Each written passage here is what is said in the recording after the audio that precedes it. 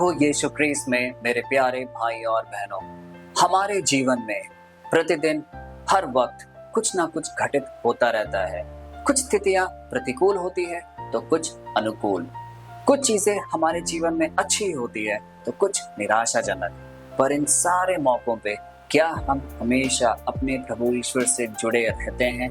क्या उनका सानिध्य हमारे अंदर हमेशा उपस्थित रहता है? क्योंकि अक्सर क्या होता है, जब भी हम निराश होते हैं हमारी प्रार्थनाएं कमजोर पड़ने लगती हैं। हम एक नियमित रूप से प्रभु ईश्वर से वार्तालाप नहीं कर पाते। हो सकता है कि चर्च जाना भी हम छोड़ देते हैं। लेकिन इन सारे मौकों पर यह वचन हमें यह सिखाता है कि हमारा जुड़ाव ईश्वर के साथ एक अनंत काल तक है। वो हमें लगातार देखता, परखता और हमें आशीषों से भरता रहता है। कुछ समय जब हमारी कुछ प्रार्थनाएं पूरी नहीं होती है तो हम निराश हो जाते हैं और हम ये भी पूछ बैठते हैं, क्या ईश्वर हमारी प्रार्थना सुन भी रहा है? क्या वो हमारे दुख तकलीफ देख भी रहा है? मेरे प्यारे भाई और बहनों, ईश्वर सब कुछ देखता, परखता और सुनता है।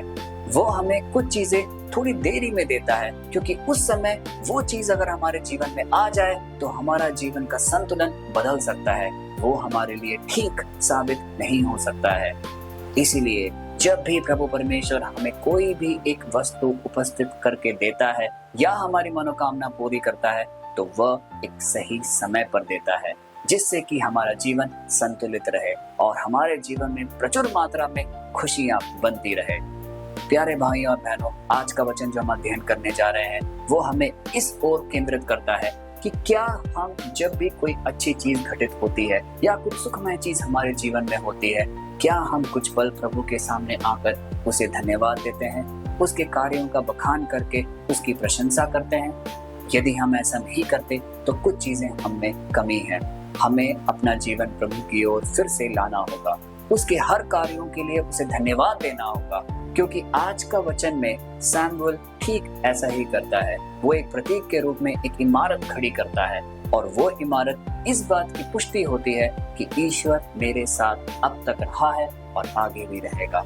आइए आज का वचन सुनते हैं और जानते हैं कि वो हमें क्या समझाना चाहता है। आज का वचन लिया गया है 1 सैमुएल अध्याय 7 पद संख्या 12 और 13 से। वह इस प्रकार है।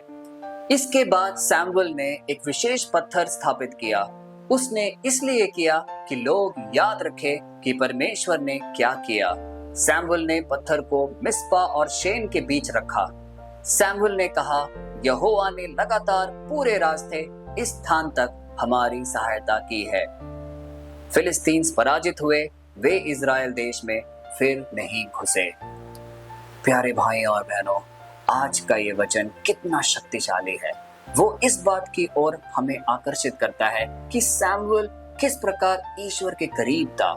वो इसे ईश्वर की हर वो कृपा प्राप्त थी, इसलिए वह भी ईश्वर के प्रति अपनी श्रद्धा को उजागर करता है। और कैसे करता है? एक पत्थर की स्थापना करके, ताकि जितने लोग हैं उनके आसपास, उस शहर के लोग और उनके जो पुश्ते लोग होंगे, वो सब इस बात को जाने और पहचाने कि परमेश्वर अभी तक उनके साथ रहा है, अब तक उनकी हर मुश्किलें दूर करते आया है। इस चीज का उन्होंने गवाही दी एक बहुत ही अच्छे रूप में, एक मील का पत्थर, एक पत्थर को स्थापित करके। प्यारे भाई और बहनों, इसी प्रकार हमारा जीवन को भी हमें केंद्रित करना होगा। हमें इस बात का अध्ययन करना होगा अपने जीवन में कि कितने ही चीजें ईश्वर ने हमें दी हैं, चाहे वो एक विशेष वस्तु हो, हमारे वरदानों को पूरी करने की हो, या वो असंख्य आशीषें जो आज तक ईश्वर हमारे जीवन में देता आ रहा है। क्या हम उसके प्रति कृतज्ञ हैं? क्या हम कुछ समय अपनी प्रार्थना में लेते हैं उन्हें धन्यवाद देने के लिए?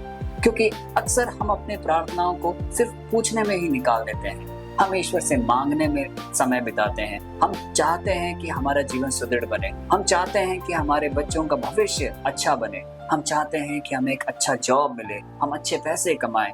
हर चीज में हम मांगते हैं प्रभु ईश्वर से। क्या हम कुछ समय आज प्रभु को धन्यवाद देने में बिता सकते हैं? क्योंकि सैमुएल ने कुछ ऐसा ही किया और ईश्वर की कृपा निरंतर सैमुएल के साथ बनी रही, क्योंकि इस विषय में ये लिखा गया है कि फिलिस्तीन पराजित हुए, वे इजराइल देश में फिर नहीं घुसे। कभी भी वो इजराइल देश में फिलिस्तीन फिर घुसकर या उन्हें आतंकित नहीं कर पाए।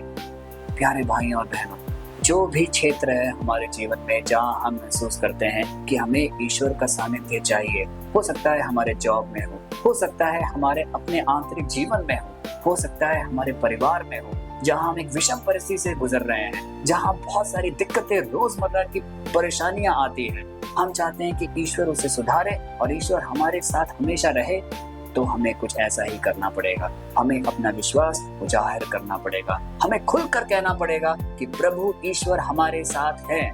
अब तक, इस स्थान तक, इस स्थिति तक ईश्वर हमारे साथ रहा है और वो आगे भी रहेगा।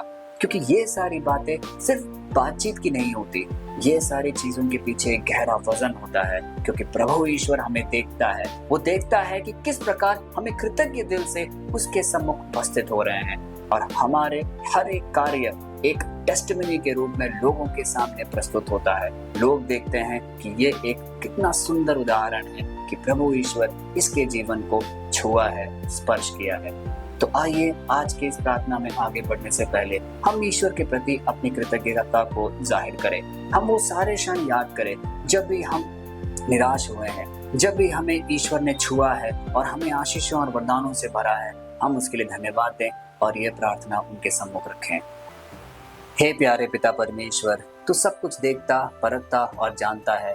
तू हमें आज इस प्रार्थना सभा में देख रहा है। तू देख रहा है कि किस प्रकार हम रोज आपके सामने उपस्थित होते हैं, आपके वचनों का अध्ययन करते हैं, आपको जानने की कोशिश करते हैं, आप हमसे क्या बातचीत करना चाहते हैं उसे समझने की कोशिश करते हैं। हे पिता परमेश्वर, हमारे जीवन को स्पर्श कर। उन सारे मौकों को जिसमें आपने हमें शक्ति और बल प्रदान किया है, उन सब के लिए हम आपके सामने तहे दिल से धन्यवाद देते हैं। हम धन्यवाद देते हैं कि आपने हमारे परिवारजनों को सुरक्षित रखा। हम धन्यवाद देते हैं कि हमारे रोजमर्रा के कामकाज, हमारे बिजनेस, हमारे जॉब को आपने सुरक्षित रखा। हमारे हेल्थ को, हमारे शरीर को आपने पूर्णतः स्वस्थ रखा। सबके लिए हम आपको धन्यवाद देते हैं।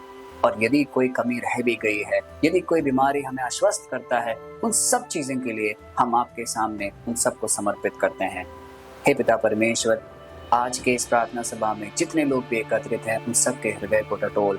हम सब के मन में अधिकांश, हम सब के मन में इच्छाएं और निवेदन से भरा हुआ है। उन सबको तू सुन, देख और परख और उसे अपनी कृपा में पूरा कर। यह प्रार्थना करते हैं हम प्रभु ईश्वर के नाम पर, आमीन। प्यारे भाइयों और बहनों, हमारा जीवन एक बहुत ही अच्छा उदाहरण होना चाहिए उन सब लोगों के लिए जो कि ईश्वर को जानना और समझना चाहते हैं। हमारे जीवन के द्वारा, हमारे कर्मों के द्वारा हम एक ऐसा उदाहरण प्रस्तुत करें जिससे कि लोग प्रभु के सामने आए, प्रभु की अनुकंपा और कृपा को जाने और महसूस करें। तब हमारा जीवन सफल होगा, तब हम एक सच्चे ख्रिस्तीय कहलाएंगे और हमारे आसपास हमेशा समृद्धि, शांति और खुशहाली आएगी। आइए इस प्रार्थना को अधिक से अधिक लोगों तक पहुंचाएं, क्योंकि प्रभु का वचन को हर कोने में पहुंचाना हमारा कर्तव्य है। कल फिर मिलते हैं, तब तक के लिए प्रभु ईश्वर की कृपा, अनुकंपा और क्षमा में आप सबको समर्पित करते हैं। प्रभु यीशु के नाम पर, आमीन।